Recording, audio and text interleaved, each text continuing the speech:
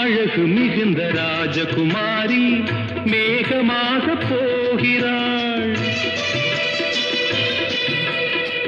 ஜரிகை நெளியும் சேலை கொண்டு மலையை மூட பார்க்கிறாள்.